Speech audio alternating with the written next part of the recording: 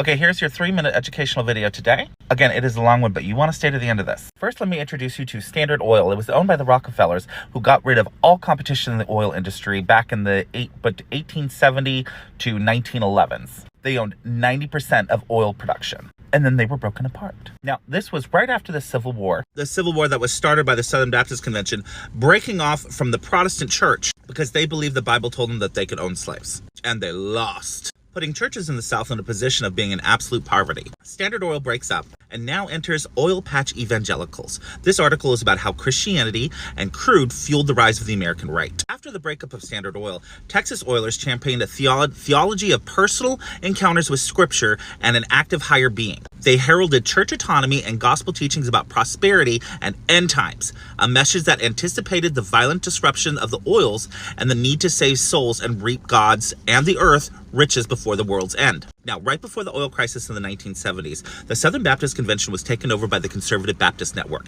It was a steering committee who preached dominionism, ultra-Orthodox Seven Mountains theory. This religious idea, fueled by big oil, that the world was going to end, was also promulgated by a guy named Timothy LaHaye, who wrote the Left Behind series, all about the end times. Theological confirmation bias. Timothy LaHaye started the Council on National Policy. That was a clandestine group of Republicans who pushed the Seven Mountains doctrine. One of the big boosters of evangelical oil culture was the Hunt family of East Texas.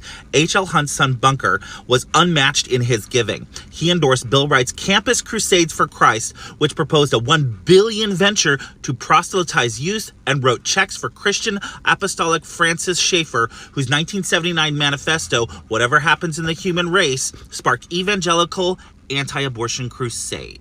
The reason why I tell you all this is because the new bill in Wyoming to phase out the sales of electric vehicles by 2035 is to stabilize and make sure that the state's oil and gas industry is protected. And their entire Republican voting bloc, who goes to churches who were built on the foundation of big oil, will back it.